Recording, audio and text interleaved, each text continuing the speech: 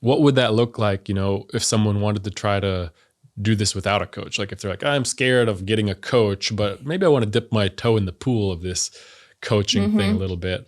Or maybe, learn about strengths first and say, hey, I actually could benefit from somebody walking me through this. I mean, what's that look like? Or how do you encourage someone to start? Yeah. Well, there's an online assessment. It's not hard. You go out, and the coolest part I think about the Gallup, I've done all the assessments. I started doing them in high school, Myers-Briggs, all the, the color code, all the different ones, right? And one thing that I recognized about some of those quote personality tests is you could kind of figure out what they wanted you to say from the assessment. And so then you just answered that way. I'm a high achiever. Not in my strengths assessment I'm not an achiever in a strengths, but I am like a high driven person. And so I could kind of figure out like, okay, in this situation, what are they really wanting me to say here? And I think we just tend to do that because we want to have the outcome be what somebody else wants it to be. With the Clifton Strengths Assessment, you really can't do that. They're a bunch of numbered pairs. You just have to answer, and you don't really understand why they're asking what they're asking. But it's crazy. I've coached hundreds and hundreds and hundreds of people, and I have never had a coaching call where a person's like, this is totally not me. They might have one that they say, I don't see how this is, I don't see this one, but usually it's like 3 of them are right on. One of them, they're like, I don't know how that fits. And then they're like, but why am I not this other one? Right. So there's definitely some patterns that you see in people, but with Clifton Strengths, pretty, I think uniquely, you don't know what they're asking. And so you just can't help but just answer the questions. And it's pretty, right on most of the time. I'm laughing because someone, just did this assessment that I know very well recently, and they were very annoyed with that test because they're like, what is this thing asking me? It's just answer exactly, it, exactly. And I think that's the best part because you can't cheat it, right? And and the best part about it is there is not one of the 34 talents that I'm like, oh, I hate that talent. Right. I coach people all the time, and I have envy on just about every talent that comes out.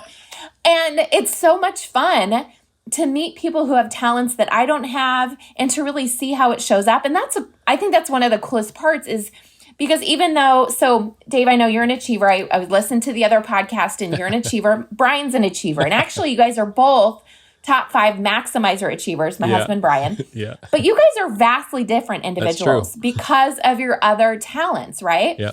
And so I always tell people, think of it like modeling clay. We're going to take all these talents and we're going to kind of smush them together.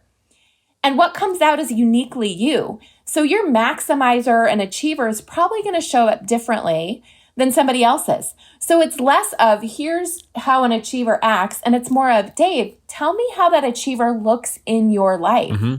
And okay, tell me how that shows up in your marriage. How does it show up in your family? How does it show up at work? How does it show up in, your community and your community involvement? Okay, and then we take that and we look at it and we really recognize it in your life. And then we start to talk about how can you use it to accomplish your goals? How do you use it to move yourself forward in whatever area you're wanting to move forward in? So I think that's probably the most fun. You can tell I'm kind of an enthusiast. I get awesome. Really excited about this. That's good.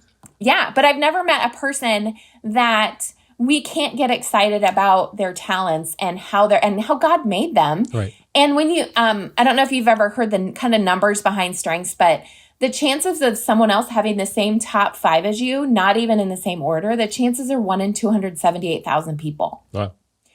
And then if you take that to put them in order, the chances are now 1 in 33 million.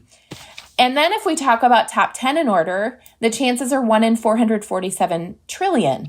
Now, there haven't been that many people on the earth from Adam to today. And so there's a very good likelihood that you are the only person that has or will ever walk the earth with your same top 10 in order, which means you truly do live out that you're God's poema, his masterpiece. And there are good works that he created you to fulfill.